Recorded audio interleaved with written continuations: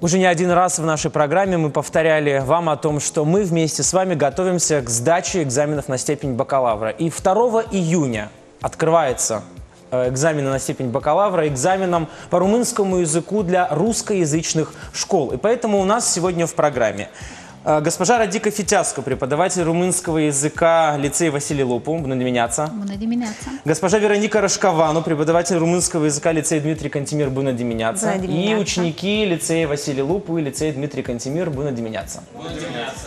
Adică începem. Suntem siguri că emisiunea de astăzi vă va insufla încredere în forțele proprii pentru a susține cu succes examenul. Deci începem cu structura testului. Testul constă din 4 părți. Prima parte se referă la înțelegerea și interpretarea unui text necunoscut. Partea a doua prevede redactarea unei reclame și a unui dialog în baza unei situații. Partea a treia vizează limba română și anume redactarea unui eseu la temă. Partea a patra ține de literatura română, redarea conținutului unei opere, a unui fragment în baza reperelor. Vă propunem textul Omul Măștilor, vă rog următorul slide, în care este vorba despre viața și activitatea artistului plastic Glebus Saenciuc. Înainte de emisiune, elevii au citit textul, au luat cunoștință.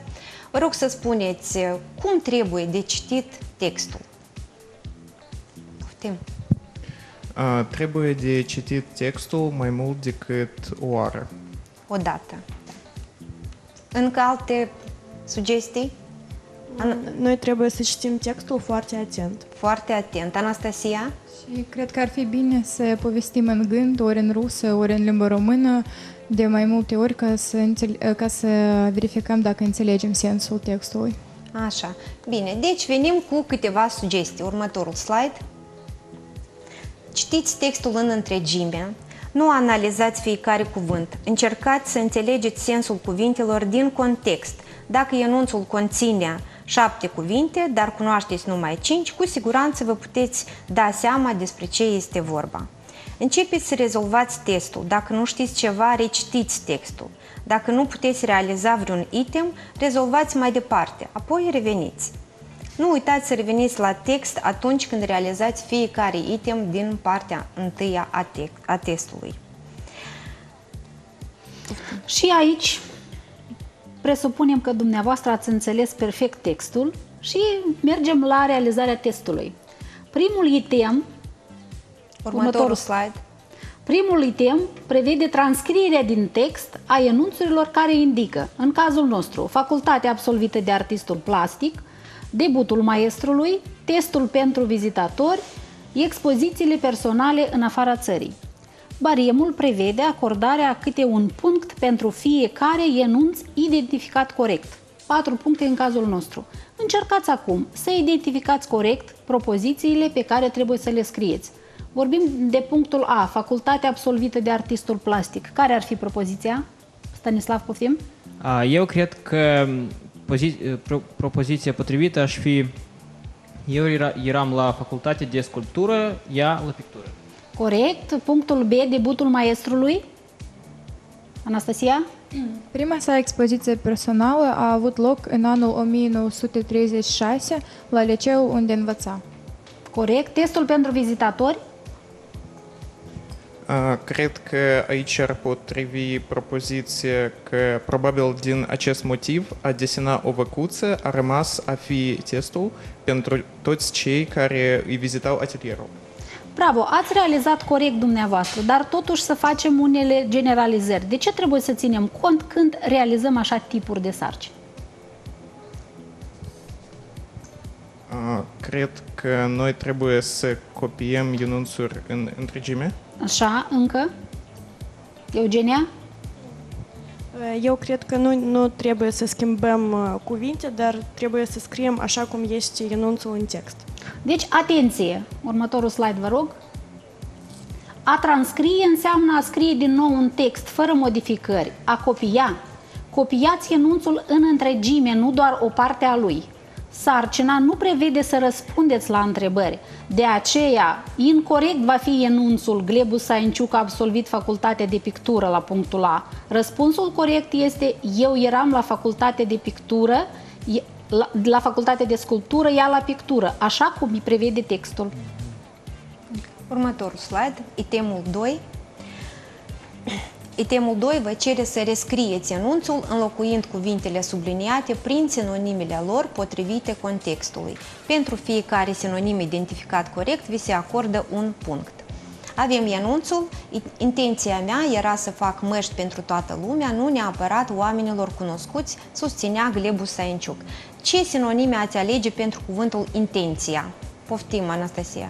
Scopul meu era să meșteresc Numai măști. pentru cuvântul intenția. Ce ai propune? Scopul meu. Scopul, altă variantă. Stanislav. Hotărârea. Hotărârea. Eugenia. Dorință. Dorința. Bine. Să fac.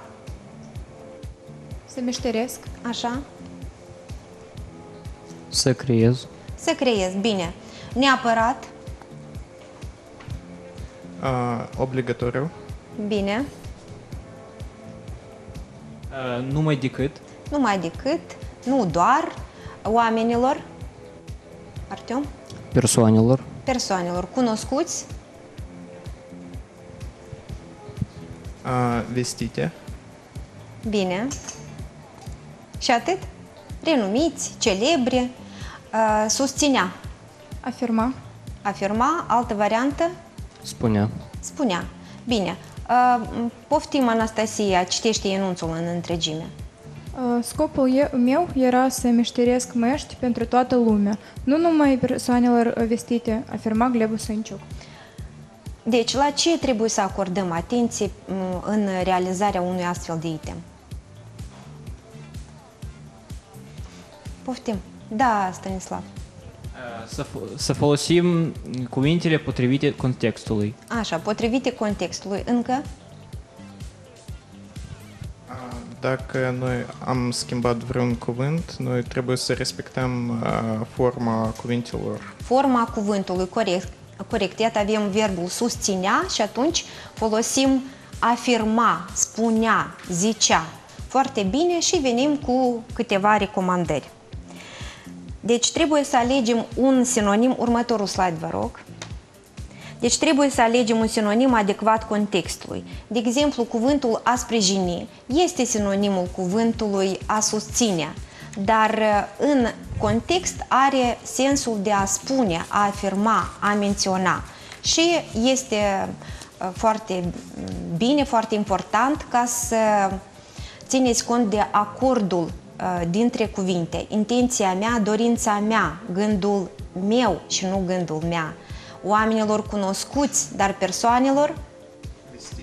Anastasia? Vestite. Vestite, cunoscute. Următorul slide. Itemul 3 prevede să răspundeți la întrebări în enunțuri dezvoltate. Sunt propuse 4 întrebări și pentru fiecare răspuns dezvoltat, dumneavoastră luați câte un punct. Care era cartea de vizită a pictorului? Este prima întrebare. Ce veți răspunde voi? Ziceți. Eu cred că răspunsul corect ar fi măștile erau cartea de vizită a pictorului, corect? Corect, bravo. Ce l-a făcut celebru pe Glebu Sainciuc peste hotare? Anastasia. Ar potrivi că măștile din papier-mâșe au făcut pe Glebu Sainciuc vestit peste hotare. La ce trebuie să atragem atenție atunci când realizăm așa tipuri de sarcini?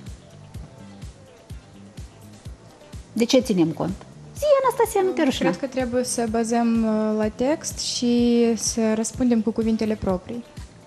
Așa, alte variante? Încă răspunsul trebuie să fie plin. Complet trebuie să fie răspunsul. Deci venim cu următoarele recomandări. Într-adevăr, Următorul slide. Răspunsul trebuie să fie complet. Pentru a formula răspunsuri puteți să folosiți din text doar niște cuvinte în binări, nu și enunțuri. De exemplu, cine îl făcea fericit pe maestru? Răspunsul corect, soția maestrului îl făcea fericit și este incorect să copiați doar din text, ea mă face fericit. Următorul slide. Itemul 4 presupune scrierea a 3 enunțuri dezvoltate cu expresiile a avea loc, a avea dreptul, a avea dreptate. Vă rog câte un exemplu. Poftim. A avea loc. Valentin. Putem să alcătuim o propoziție. Ieri, la școala noastră, a avut loc expoziție dedicată creației lui Glebu Sănciuc. Bine. A avea dreptul? Anastasia. Poate că fiecare copil are dreptul la studii. Corect. Și a avea dreptate. Hai. Valentin, mai repejur. Profesoara mea a avut dreptate spunând că trebuie să străduiesc mai mult. Așa, bine. Venim cu câteva recomandări. Următorul slide. Deci, atenție, verbul se schimbă, substantivul nu se schimbă. Evident că elevul poate să modifice forma cuvintelor. Scrie nu a avea dreptul, dar fiecare om are dreptul la opinie. Următorul slide. În itemul 5 trebuie să caracterizați o persoană sau un personaj despre care este vorba în text. Aici vreau să vă atenționez faptul că se propun 2 repiere. Aceste repiere sunt obligatorii pentru că luați 7 puncte, câte un punct pentru fiecare enunț logic și 2 puncte pentru faptul că ați respectat reperele. Spuneți-mi, vă rog, ce structuri utilizați atunci când vă exprimați atitudinea față de cineva? M-a impresionat. Încă? Eu consider că Așa. Mai spuneți mai multe dacă știți. Îl admir. Așa? Artiom? Mi-a plăcut. Corect, bravo! Următorul slide, vă rog. Deci, atenție, respectați volumul, aceasta se referă nu atât la această sarcină, cât și la întregul test. Dacă veți scrie enunțuri în plus, nu veți fi penalizați, dar nici nu veți lua punctaj pentru aceste enunțuri scrise în plus. Reperele sunt obligatorii, folosiți structuri de exprimare a atitudinii.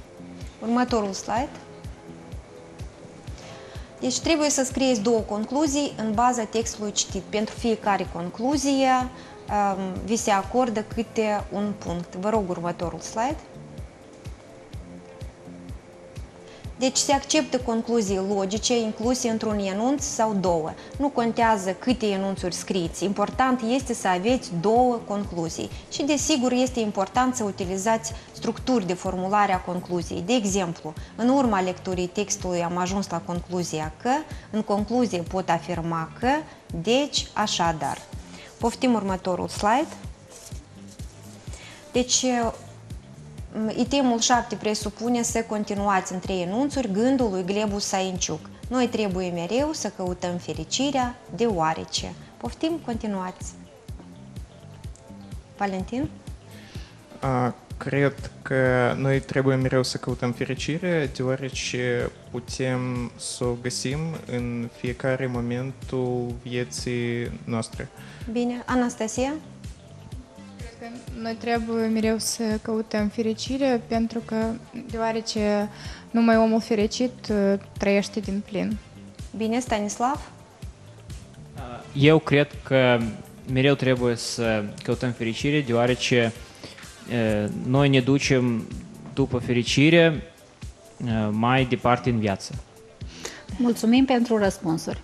Ну что ж, мы прервемся ненадолго. Мы завершили, я так понимаю, первую часть экзаменационной работы, прошлись по многим моментам, которые очень важны при сдаче экзамена на степень бакалавра по румынскому языку. Честно говоря, если бы я, вот подготовившись таким образом, сдавал экзамен, я бы сдал его еще лучше. Поэтому слушайте нас внимательно, не переключайтесь. Мы вернемся после небольшой паузы. Оставайтесь с нами.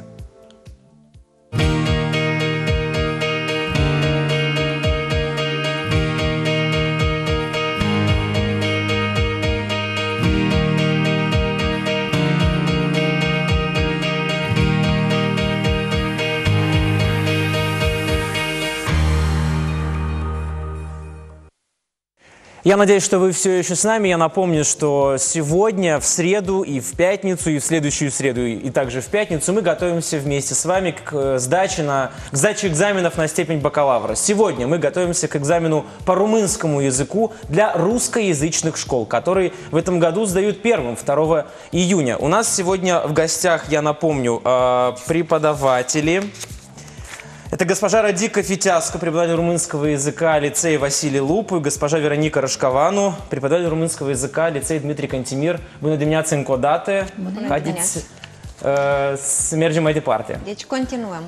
Compune în 5 anunțuri textul unei reclame pentru campania de colectare a mijloacelor bănești pentru Institutul Mamei și Copilului. Se acordă câte un punct pentru fiecare anunț logic, un punct pentru utilizarea lexicului specific textului de reclamă și un punct pentru coerența mesajului. Care sunt acele structuri specifice textului de reclamă? Oricărei reclame, poftim. Nu ratați șansa. Nu ratați șansa încă.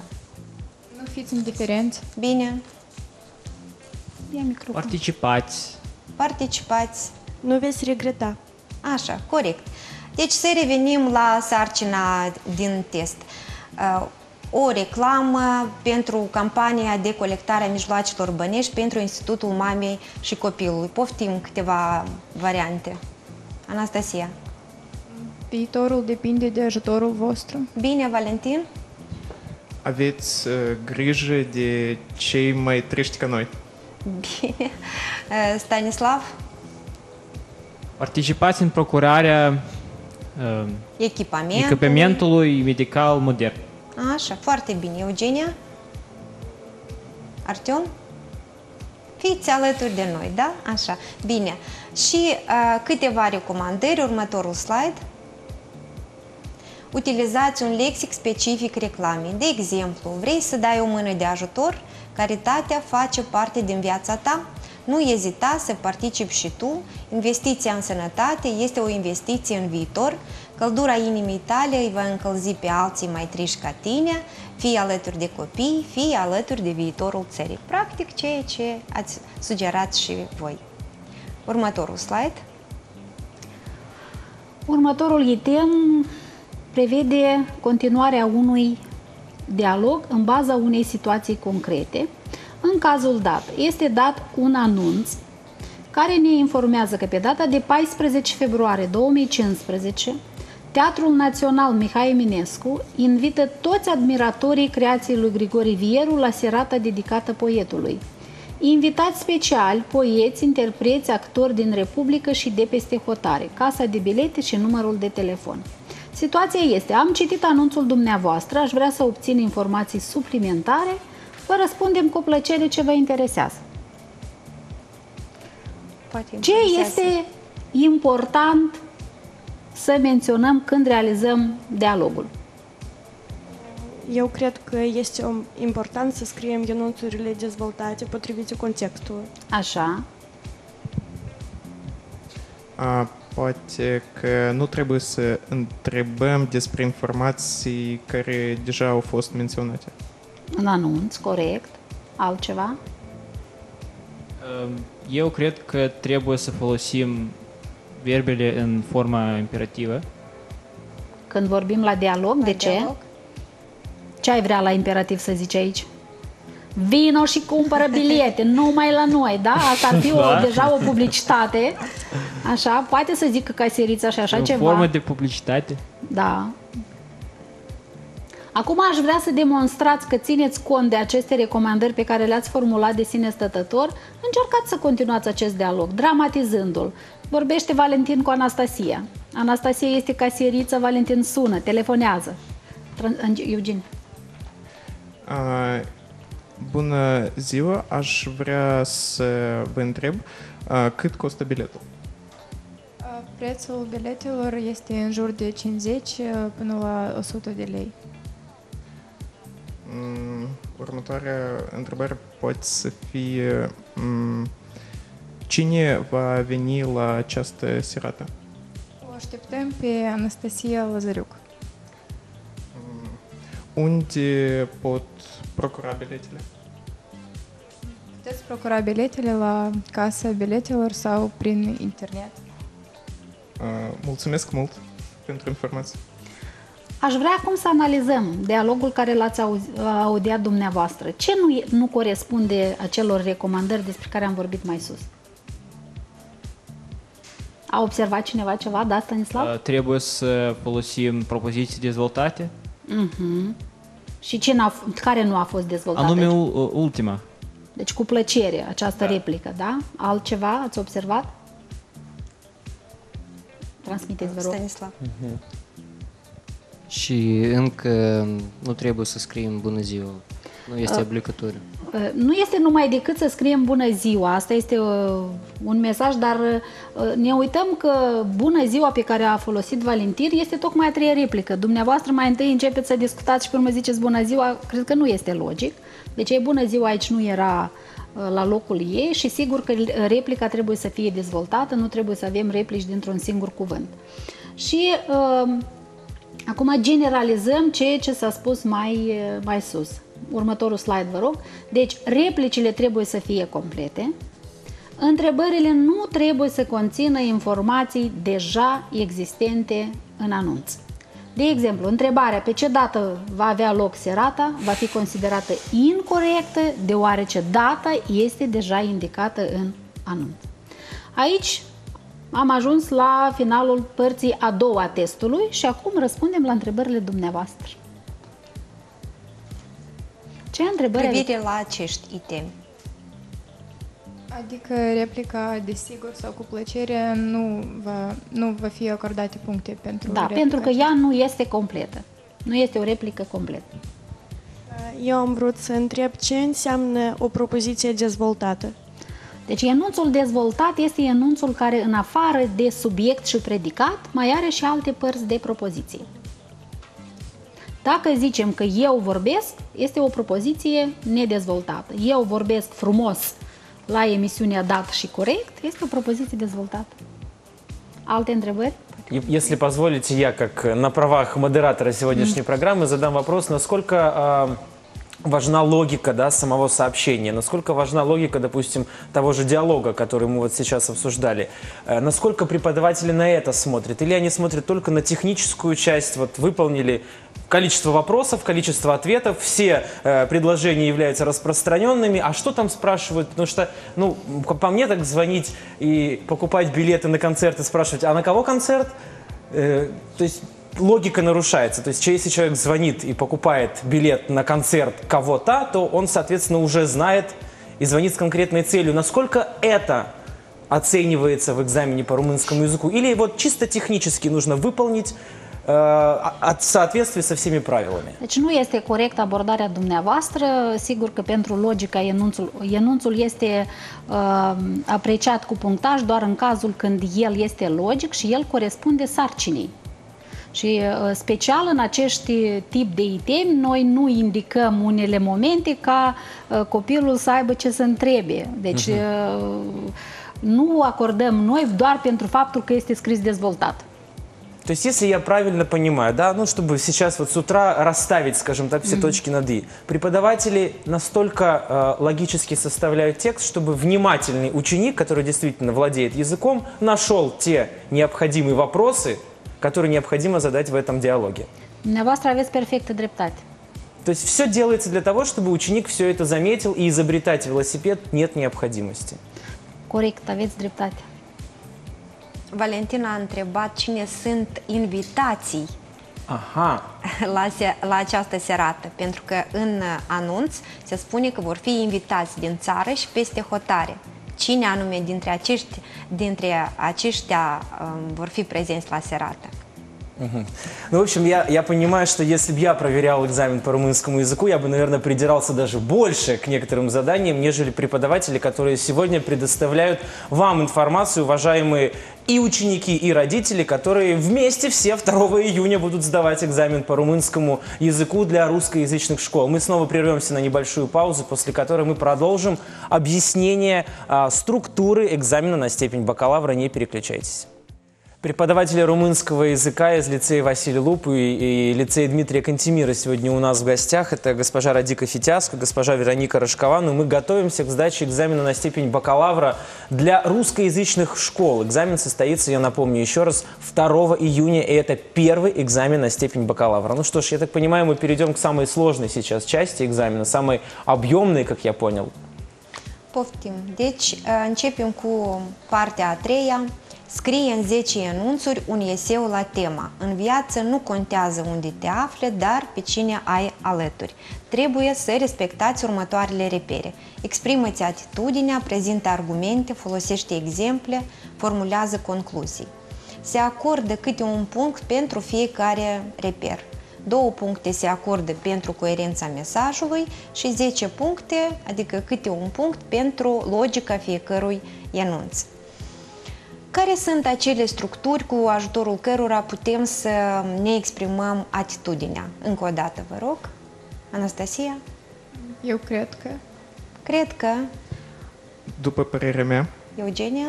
Opinia mea este. Corect. Structuri pentru formularea concluziilor? Deci, În concluzie vreau să spun că bine, Stanislav? Așadar, Așadar. Bine. Ce ați scrie la acest subiect? Câte un gând, câte o idee?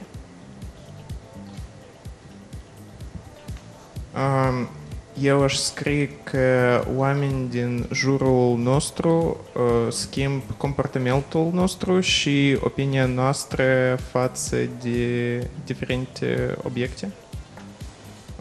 Corect? Și atitudinea noastră față de lumea înconjurătoare.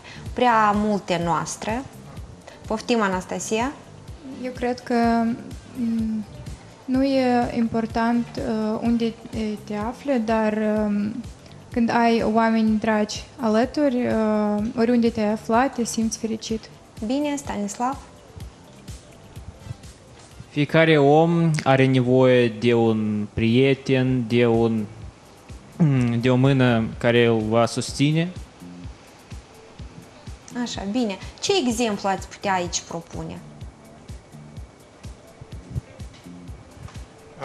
Eu am un exemplu din experiența mea personală. Eu am studiat un an în Canada și la început eu aveam niște probleme cu adaptarea, dar colegii mei ei au fost binevoitori și ei m-au ajutat să adoptez condițiilor. Deci prietenii Un mi-au exemplu ajutat. foarte frumos. Artyom? Când eu mă duc cu familia la altă țară, la mare, este foarte plictisitor fără prietenii mei și pentru că eu petrec foarte mult timpul cu ei și este un alt loc, da, poate interesant, dar fără oameni apropiați este nu prea. Este mai complicat. Așa. Cum credeți, următorul enunț poate fi acceptat ca exemplu? Eu, de exemplu, am alături persoane care mă pot ajuta oriunde aș fi. Iată, acest enunț poate fi tratat ca un exemplu. Eu cred că nu, pentru că acest exemplu nu... Acest enunț, da? Acest enunț nu arată că... nu arată partea negativă. Anastasia? Eu cred că nu este argumentat. Este doar că omul are cineva alături. Eugenia? Eu cred că exemplul trebuie să fie mai concret. Așa, foarte bine. Deci, exemplul presupune o ilustrare a unei situații. El trebuie să vă justifice atitudinea sau opinia. De aceea trebuie să dezvoltați, iată, această situație. Ce concluzie ați formula, iată, la acest subiect?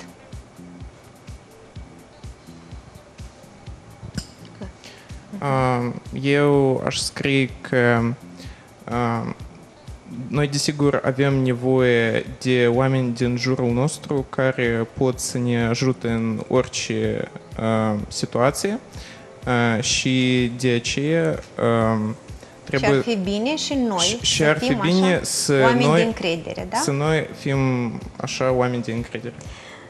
Bine, de ce ținem cont la scrierea unui astfel de eseu? Câteva sugestii, Anastasia. Trebuie să respectăm reperele, desigur.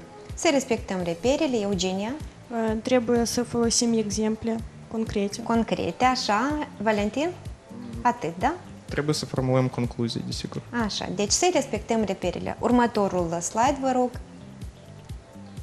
Deci, respectați aliniatele, utilizați structuri specifice de exprimare a atitudinii, de formulare a concluziei. Vă recomandăm să structurați eseul în 3 părți: introducere, cuprins și încheiere.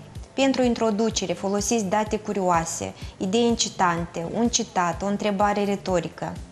La cuprins folosiți argumente, exemple din literatură, din viață, din experiența proprie, ce confirmă ideea afirmației, justifică atitudinea personală. Și la încheiere puteți să folosiți un îndemn de acțiune, o proiecție de viitor, o întrebare cititorului care l-ar pune pe gânduri.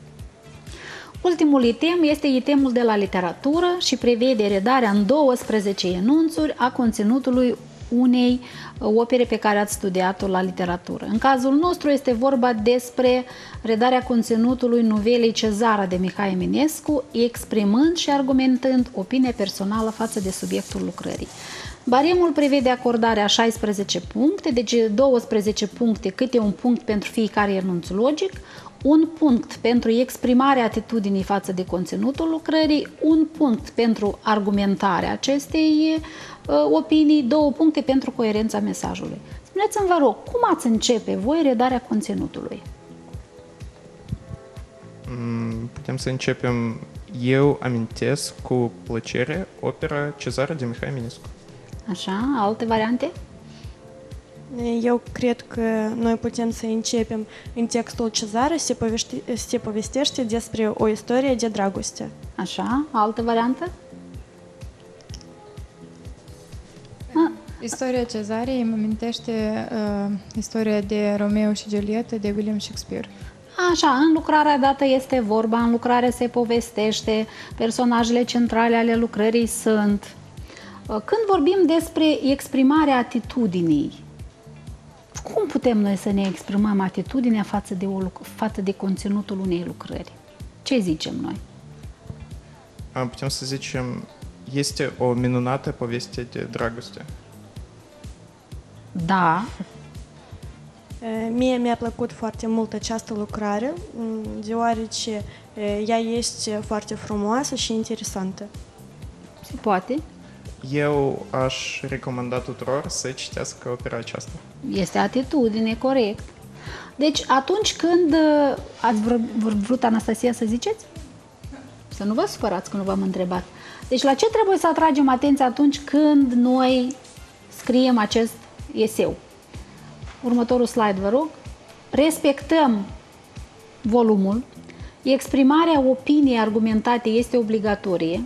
Atunci când povestim conținutul fragmentului sau conținutul lucrării în întregime, folosim numele personajelor. Nu doar el, ea, dânsul, dânsa și respectiv folosim structuri de exprimare a atitudinii. M-a impresionat lucrarea, m-a uimit, admir, susțin, îmi place, este de admirat modul în care și alte structuri adecvate. Următorul slide. Și cel mai important moment este corectitudinea. Este important să comiteți cât mai puține greșeli. Pentru partea 1 și a 2 vi se acordă câte 5 puncte pentru corectitudinea exprimării și tot 5 puncte pentru părțile a 3 și a 4, în total 10 puncte. Dacă elevul a realizat 50% din volumul indicat, îi se acordă respectiv 50% din punctajul prevăzut pentru corectitudine. Și un moment la care trebuie să acordați atenție în mod deosebit este să folosiți semnele diacritice pentru literele I, E, Ș, Ț. este foarte important pentru că v-ați obișnuit să scrieți mesaje fără utilizarea semnelor diacritice. Dacă mai aveți întrebări, Eu am o întrebare despre itemul 3. Putem să aducem exemple nu din viața personală, dar din literatura română? da, au fost la recomandări, sigur că putem și din literatura română.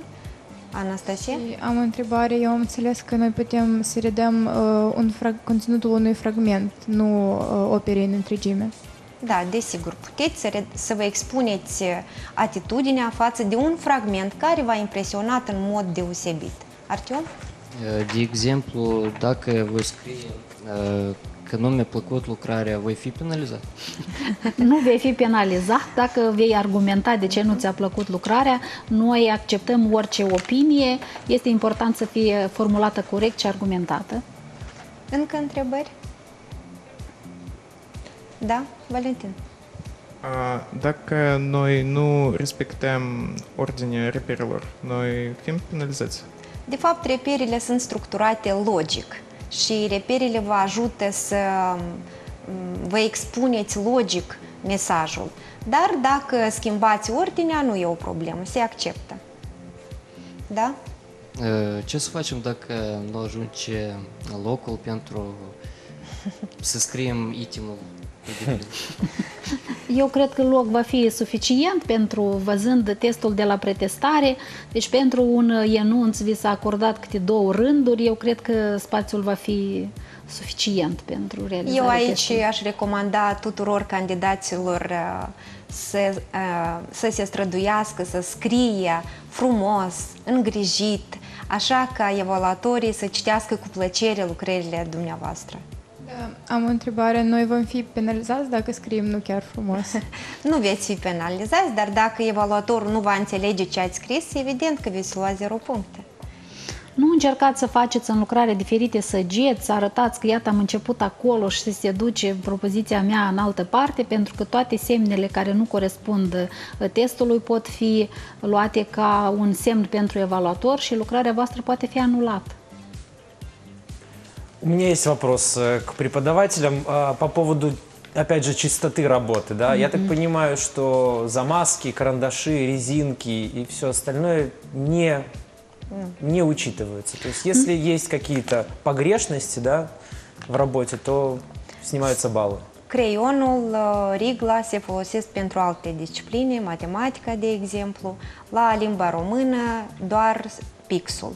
Dacă elevul greșește, este bine să taie cu o linie orizontală, așa cum prevede metodologia de organizare și desfășurare a examenelor de То есть bacalaureat. это сделать можно, если человек Se ошибся. poate, da. Cu o Se linie poate. orizontală.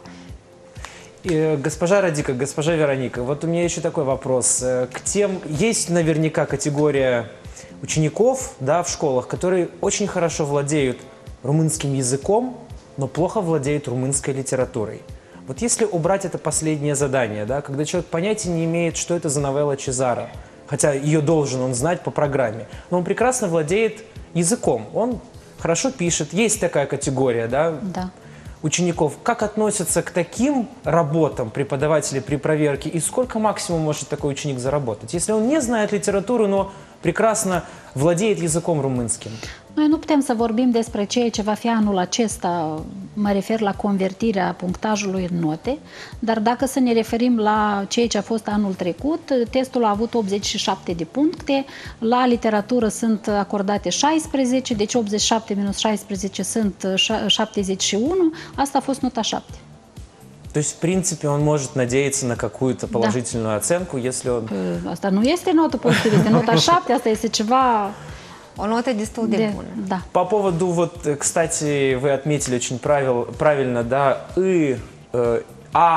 да, с шапочкой, то, что сегодня очень часто ошибаются. Вот эта система интернета и смс-сообщений, вы замечаете, что она повлияла на то, что люди забывают писать Ц, Ш, И, А, там, где надо? Da, este așa fenomen, de asta noi și-am atenționat tinerilor să țină cont că testul de bacalaureat nu este un SMS cuiva. Ну что, спасибо вам огромное, спасибо за ваши советы, спасибо за ваши вопросы. Я еще раз напомню, что у нас сегодня в гостях были преподаватели румынского языка в русскоязычных школах. Это госпожа Радика Фитяска, преподаватель румынского языка в лицее Василий Mulțumesc din suflet. И госпожа Вероника Рашковану, преподаватель румынского языка лицея Дмитрий Кантемир, и также ученики этих лицеев города Кишинева. Ну что, я еще раз напомню, 2 июня состоится первый экзамен на степень бакалавра. Это румынский язык для русскоязычных школ. Если вы только что проснулись и все пропустили, я напомню, что на нашем сайте ddd.md вы сможете заново пересмотреть наш открытый урок, который состоялся сегодня в программе «Утро на СТС». Ну а мы следуем далее. Оставайтесь с нами, не переключайтесь.